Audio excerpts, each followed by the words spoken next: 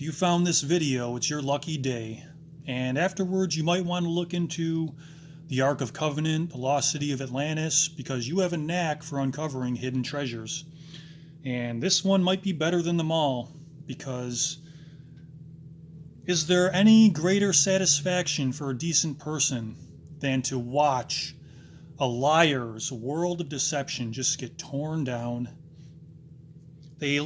Like where Grant is in this interrogation, he's been floating up there like the hot air balloon in the cloud, looking down on everyone, thinking he's above it all because he's been manipulating everyone. And now that Danny Anderson has been zeroing in on the money factor and Malteri's going to jump in too eventually, it's popped a hole in that balloon and he's just slowly coming down into that mob of people who he's been insulting with lies. Every lie someone tells to you is a slap in the face. It's showing they don't have the respect to tell you the truth, and they're just going to manipulate you because they don't really care about your welfare, and they're just going to do whatever it takes to get what they want out of you. And now all the people he's been lying to are in that mob watching him come down, and he's going to have to answer for all of it. And it begins here as Anderson is zeroing in on that money factor, because they've been talking about Sylvie. Grant had to reveal Sylvie, and Anderson is starting to ask more about how much Sylvie cost. He didn't want to go down this road, but now he's on it, so he's got to answer it. And Anderson asks, how much is it per minute? And this is what's really tricky too, because the company uses these tokens as currency. They make up their own currency so that an addicted person, or just anyone who happens to come across it who is less than frugal, let's say, would not be thinking about the price. It's easier to forget or purposely ignore how much money you're spending if you're just thinking about the tokens. And it works too. The conversion works because Grant can't remember how much money was spent per minute. Or he's deliberately using that conversion to hide the money amount himself. So either way, it works. He does remember the number of tokens, but not the amount per minute, or is deliberately ignoring it. So beware of invented currencies, because they do work, especially on people who choose to ignore the amount of money they want to spend. I have always been quite the frugal person, and I'm very careful with my money. There are too many uncertainties in this world to be loose with money, in my opinion. So I did the math. They don't exactly have the time, or it is confusing, but let me describe the math for you so you can get an idea of how much is being spent. What Grant reveals is the number of tokens. It's 90 tokens per minute to talk to Sylvie. And it's $600 for every 5,000 tokens. It would take a Goodwill Hunting to do that math off the top of their head. It's confusing to even think about it. Every time I've gone through this case many times and I've tried to do the math in my head and can never even come close to figuring out how much it is. And it even took me a couple minutes with a calculator to get to the bottom of it. 90 tokens a minute, $600 for 5,000 tokens. Even as Anderson is trying to get to the bottom of it verbally with Grant, he's mistaking the amount. He's like, so it's 500 tokens for $6,000? And Grant's like, no, $600 for 5,000 tokens. And it would be about 4 hours a night. That works out to $10.80 a minute. Every minute.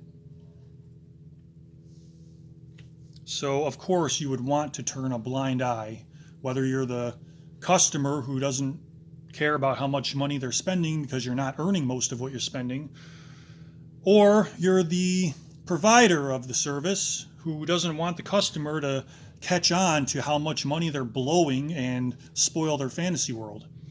And you can't just go 4 hours a night spending $10.80 a minute to watch some random chick that you've never met in person rub her nub. So, by the way, that's $2,592 for the 4 hours. And Anderson realizes what a cluster this is of math to try to figure out the conversion rate. So he just goes right to the meat of the matter and says, so how much was that total that you've spent? And this is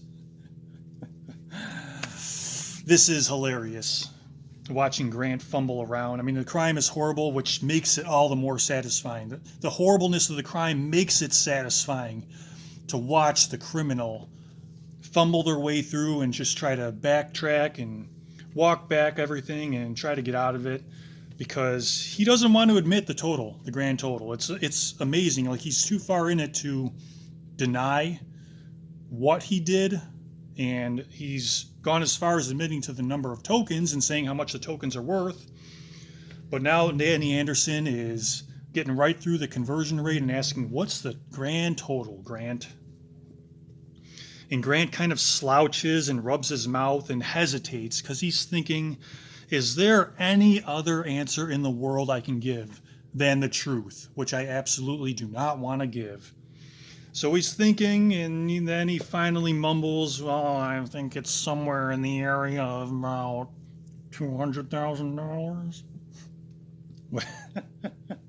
Which, if you missed that because you don't speak Parasite, I'll translate that to human for you. It was $200,000, probably more. He's probably rounding down, as people like him do, who don't have to work for the money they're spending. And Anderson, he and Malteri, as I've said, have 50 years combined experience, and he has to verify this amount because it's unbelievable. $200,000? And yeah, he did not like having to admit that, but he saw no other way around it. That balloon is just coming down. And he gets lower to the ground with the next question when Anderson asked, and where did that money come from? And Grant, well, it came from me and Cody and then my dad. And to give you an idea of those proportions of how much money came from each one, it's like Danny Anderson asked Grant, so Grant, where did this lake come from? I spit in it. There was a hole there and I spit in it. And there was some mountain runoff.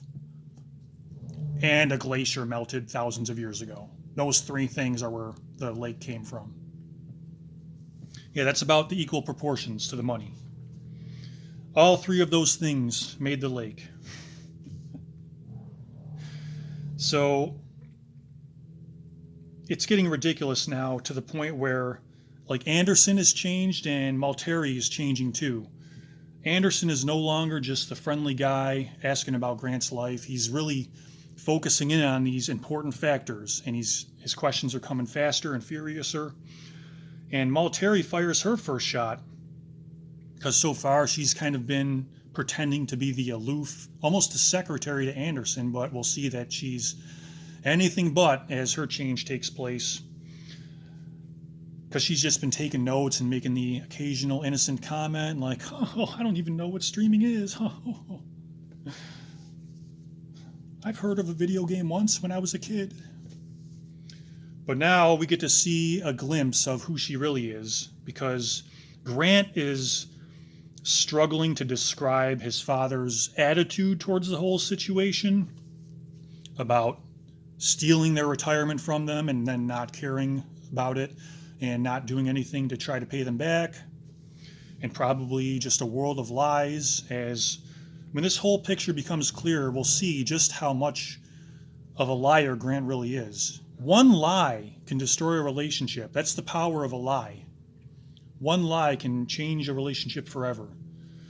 And he's made a whole world of lies. So he's trying to describe his dad's attitude, because so far all the best he can do is, Dad would make me feel bad. So he's struggling to come up with new things to make it seem like his dad is someone who would try to murder him or murder Cody, which is the cover story he's going for that we'll get to. So he's trying to say, well, he would make me feel bad, and he would make me feel like because of the situation with the money, and he seemed I didn't think I'd care about it, and he would make me feel like, and this is where Malteri jumps in and fires her first shot when she says, like you needed to be grounded. And Grant just goes, yeah, like I needed to be grounded. And just to remind you, because it can be easy to forget as we go through this, it's a 29-year-old man, Grant is. He's old enough to be a grandfather. Someone could be calling Grant Grandpa. And he's saying, Dad would make me feel bad. My daddy grounded me. So he does have a high intellect, but he's emotionally stunted, which is a common disorder of criminals. They are too emotionally immature to solve a problem in a constructive way, so they resort to just a little kid knocking stuff over. I can't solve this puzzle, so I'm just going to take my hand and knock the puzzle off the table. So we're getting to see some signs of that from Grant. And here's the really baffling thing about it too, is that they're asking him about when he got put into the addiction clinic, which is kind of where there was no going back for this whole family, is when they took Sylvia away and put Grant in an addiction clinic involuntarily, which was being nice to him for what he did. They could have put him in prison, but they cared about him. And that goes back to the addiction clinic let him out early that they put him in. They paid, what was it? Cody paid $15,000 for Grant to be in there for, I forgot the exact amount, but let's say 6 weeks, and they let Grant out in 2 weeks. So he got out on good behavior. They said there was nothing wrong with him. And before we indict the addiction clinic, the psychoanalyst said the same thing, who was questioned in the trial, in the penalty phase of Grant's trial. The psychoanalyst said he was fine. He was a normal man. Nothing to see here, anyone. So these are two accredited establishments who are in the business of diagnosing and treating mental illnesses, which keep our society and innocent people safe. And they are both saying that Grant Amato is a normal human being and a fine grown man. After all of the things that we've covered, his history in the previous videos we've already done, I won't repeat myself. We went over all the reasons why he's led a parasitic lifestyle, which led to GTA lifestyle. Grand Theft Auto, Grant Tiernan Amato. So the fact that they would look at all these things that we've covered to show that he's anything but a normal, fine, grown man, is this an indictment of the systems who are in charge of the mentally ill? Or is it a testament to Grant's ability to manipulate people? How effective he is at lying? I don't want to say ability like it's a good thing, because it's a disability, really. Lying is a disability, as we've covered. I'm tempted to just say that over and over again, but I'll spare you the repetition. It could be both. It could be an indictment of their ability to diagnose and treat the mentally ill. It could be Grant's disability to lie, although it would show that he was successful at it because he's manipulating people to his ends in the way he wants to. Or is it indicative of the normalcy of Grant's lifestyle in modern times? That he really is the new normal person of the future, that the AI overlords of the future will be happy to accept because he's the perfect meat battery of the future. Could be all those things. So We're getting into the murder territory now, but we'll have to get into that next time because we're getting long. So, see you in part 9.